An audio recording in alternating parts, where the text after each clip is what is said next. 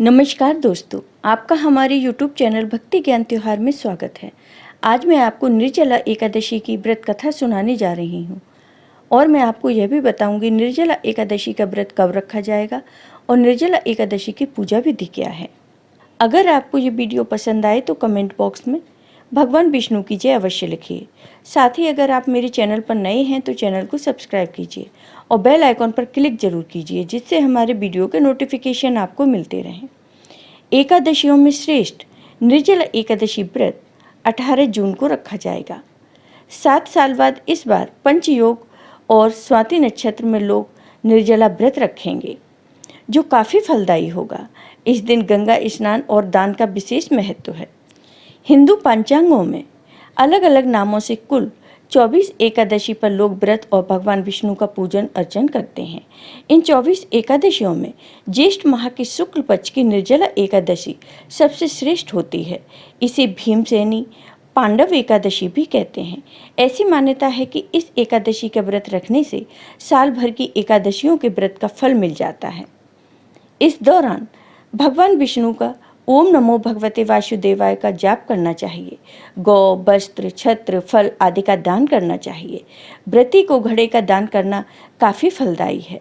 भक्ति भाव से निर्जला एकादशी का व्रत करने से मोक्ष की प्राप्ति होती है। महाभारत के अनुसार ऋषि व्यास ने भीम को अपनी भूख पर नियंत्रण के लिए निर्जला एकादशी व्रत रखने की सलाह दी। उन्होंने इस व्रत से 24 एकादशियों के पुण्य का फल प्राप्त किया। निर्जला एकादशी के दिन अन्न और जल का त्याग किया जाता है। निर्जला का अर्थ ही है बिना जल के। निर्जला एकादशी का अर्थ हुआ वह व्रत जिसमें अन्न और जल का त्याग किया जाए। इस दिन भगवान विष्णु की विधि पूर्वक पूजा करते हैं और निर्जला एकादशी की व्रत कथा पढ़ते हैं। इस दौरान गंगा घाटों में लोग स्नान करते हैं और दान करते हैं। इस दिन जल दान का बहुत महत्व कहा गया है। इस युग में यह व्रत संपूर्ण सुख, भोग और अंत में मोक्ष कहा गया है। कृष्ण पक्ष और शुक्ल पक्ष दोनों पक्षों की एकादशी में अन्न खाना वर्जित है। निर्जला एकादशी की व्रत कथा। निर्जला एकादशी व्रत का पौराणिक महत्व और व्याख्यान भी कम रोचक नहीं है। जब सर्वज्ञ वेद व्यास जी ने पांडवों को चारों पुरुषार्थ धर्म, अर्थ, काम और मोक्ष देने वाले एकादशी व्रत का संकल्प कराया था, एक बार युधिष्ठिर ने भगवान श्री कृष्ण से कहा, हे मधुसूदन, ज्येष्ठ मास के शुक्ल पक्ष में जो एकादशी पड़ती है, कृपया करके आप उसका वर्णन कीजिए। तब भगवान श्री कृष्ण ने कहा, हे राजन, इसका वर्णन परम धर्मात्मा सत्यवती नंदन व्यास जी करेंगे, क्योंकि ये संपूर्ण शास्त्रों के तत्वज्ञ और वेद वेदांगों के पारंगत विद्वान हैं। तब वेद व्यास जी कहने लगे, कृष्ण पक्ष और शुक्ल पक्ष दोनों पक्षों की एकादशी में अन्न खाना वर्जित है। द्वादशी के दिन स्नान करके पवित्र हो और फूलों से भगवान विष्णु की पूजा करें। फिर नित्य कर्म समाप्त होने के पश्चात पहले ब्राह्मणों को भोजन देकर अंत में स्वयं भोजन करें। यह सुनकर भीमसेन बोले, हे गुरुदेव, मेरी उत्तम बात सुनिए। राजा युधिष्ठिर, माता कुंती, द्रौपदी, अर्जुन, नकुल और सहदेव ये एकादशी को कभी भोजन नहीं करते तथा मुझसे भी हमेशा यही कहते हैं कि भीमसेन, एकादशी को तुम भी न खाया करो। परंतु मैं उन लोगों से यही कहता हूँ कि मुझसे भूख नहीं सही जाएगी। भीमसेन की बात सुनकर व्यास जी ने कहा, यदि तुम नरक को दूषित समझते हो और तुम्हें स्वर्ग लोक की प्राप्ति अभीष्ट है, तो तुम्हें दोनों पक्षों की एकादशियों के दिन भोजन नहीं करना चाहिए। तब भीमसेन बोले, हे गुरुदेव, मैं आपके सामने सच कहता हूँ, मुझसे एक बार भोजन करके भी व्रत नहीं किया जा सकता, तो फिर उपवास करके मैं कैसे रह सकता हूँ। मेरे उदर में व्रत नामक अग्नि सदा प्रज्वलित रहती है, अतः जब मैं बहुत अधिक खाता हूँ तभी यह शांत होती है। इसलिए महामुनि, मैं पूरे वर्ष में केवल एक ही उपवास कर सकता हूँ, जिससे स्वर्ग की प्राप्ति सुलभ हो तथा जिसके करने से मैं कल्याण का भागी हो सकूँ। ऐसा कोई एक व्रत निश्चय करके मुझे बताइए, मैं उसका यथोचित रूप से पालन करूँगा। तब व्यास जी ने कहा, भीम, ज्येष्ठ मास में सूर्य वृष राशि पर हो या मिथुन राशि पर शुक्ल पक्ष में जो एकादशी हो, उसका यत्न पूर्वक निर्जल व्रत करो। केवल कुल्ला या आचमन करने के लिए मुख में जल डाल सकते हो।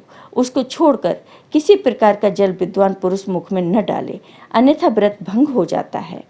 एकादशी को सूर्योदय से लेकर दूसरे दिन के सूर्योदय तक मनुष्य जल का त्याग करे तो यह व्रत पूर्ण होता है। तदंतर द्वादशी को प्रातःकाल में स्नान करके ब्राह्मणों को विधि पूर्वक जल और स्वर्ण का दान करें। इस प्रकार सब कार्य पूरा करके जितेंद्रिय पुरुष ब्राह्मणों के साथ भोजन करें। वर्ष भर में जितनी एकादशियां होती हैं उन सब का फल निर्जला एकादशी के पालन मात्र से मनुष्य प्राप्त कर लेता है, इसमें तनिक भी कोई संदेह नहीं है।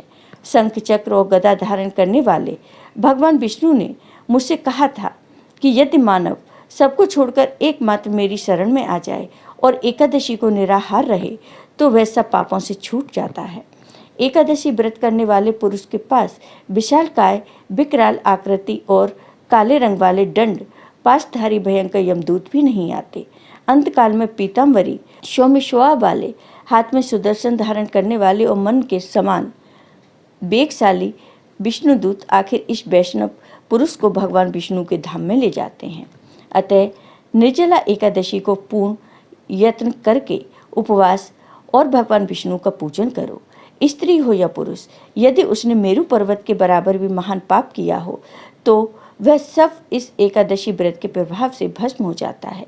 जो मनुष्य उस दिन जल के नियम का पालन करता है वह पुण्य का भागी होता है। उसे एक एक प्रहर में कोटि कोटि स्वर्ण मुद्रा दान करने का फल प्राप्त होता सुना गया है। मनुष्य निर्जला एकादशी के दिन स्नान, दान, जप, होम आदि जो कुछ भी करता है वह सब अच्छे होता है। यह भगवान विष्णु का कहना है। निर्जला एकादशी को विधि पूर्वक उत्तम रीति से उपवास करके मानव वैष्णव पद को प्राप्त कर लेता है। जो मनुष्य एकादशी के दिन अन्न खाता है वह पाप को भोजन करता है। इस लोक में वह चांडाल के समान है और मरने पर दुर्गति को प्राप्त होता है। जो ज्येष्ठ के शुक्ल पक्ष में एकादशी को उपवास करके दान करेंगे वे परम पद को प्राप्त होंगे। जिन्होंने एकादशी को उपवास किया है वे ब्रह्म हत्यारे, शराबी, चोर तथा गुरुद्रोही होने पर भी सब पातकों से मुक्त हो जाते हैं। हे कुंती नंदन, निर्जला एकादशी के दिन श्रद्धालु स्त्री पुरुषों के लिए जो विशेष दान और कर्तव्य विहित है उन्हें सुनो। उस दिन जल में शयन करने वाले भगवान विष्णु का पूजन और जलमयी धेनु का दान करना चाहिए अथवा प्रत्यक्ष धेनु या घृतमयी धेनु का दान उचित है। पर्याप्त दक्षिणा और भांति भांति के मिष्ठानों द्वारा यत्न पूर्वक ब्राह्मणों को संतुष्ट करना चाहिए। ऐसा करने से ब्राह्मण अवश्य संतुष्ट होते हैं और उनके संतुष्ट होने पर भगवान विष्णु मोक्ष प्रदान करते हैं। जिन्होंने शम, दम और दान में प्रवृत्त हो भगवान विष्णु की पूजा और रात्रि में जागरण करते हुए इस निर्जला एकादशी का व्रत किया है, उन्होंने अपने साथ ही बीती हुई 100 पीढ़ियों को और आने वाली 100 पीढ़ियों को भगवान विष्णु के परम धाम में पहुंचा दिया है। निर्जला एकादशी के दिन अन्न, वस्त्र, गौ, जल, शैया, सुंदर आसन, कमंडल तथा छाता दान करने चाहिए। जो श्रेष्ठ तथा सुपात्र ब्राह्मण को जूता दान करता है वह सोने के विमान पर बैठकर स्वर्लोक में प्रतिष्ठित होता है। जो इस एकादशी की महिमा को भक्ति पूर्वक सुनता अथवा उसका वर्णन करता है वह स्वर्लोक में जाता है। चतुर्दशी युक्त अमावस्या को सूर्य ग्रहण के समय श्राद्ध करके मनुष्य जिस फल को प्राप्त करता है वही फल इसके श्रवण से भी प्राप्त होता है। पहले दंत धावन करके यह नियम लेना चाहिए कि मैं भगवान विष्णु की प्रसन्नता के लिए एकादशी को निराहार रहकर आचमन के सिवा दूसरे जल का भी त्याग करूंगा। द्वादशी को देवेश्वर भगवान विष्णु का पूजन करना चाहिए। गंध, धूप, पुष्प और सुंदर वस्त्र से विधि पूर्वक पूजन करके जल के घड़े के दान का संकल्प करते हुए मंत्रों का उच्चारण करना चाहिए। हे भीमसेन, ज्येष्ठ मास में शुक्ल पक्ष की जो शुभ एकादशी होती है उसका निर्जल व्रत करना चाहिए। उस दिन श्रेष्ठ ब्राह्मणों को शक्कर के साथ जल के घड़े का दान करना चाहिए। ऐसा करने से मनुष्य भगवान विष्णु के समीप पहुंचकर आनंद का अनुभव करता है। इसके बाद द्वादशी को ब्राह्मण भोजन कराने के बाद स्वयं भोजन करें।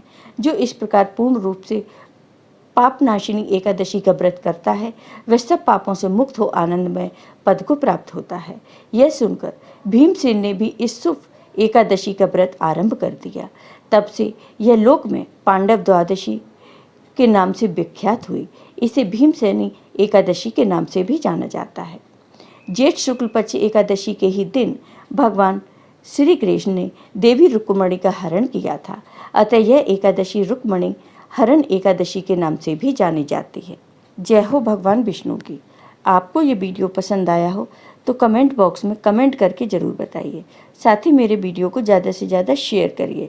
धन्यवाद दोस्तों।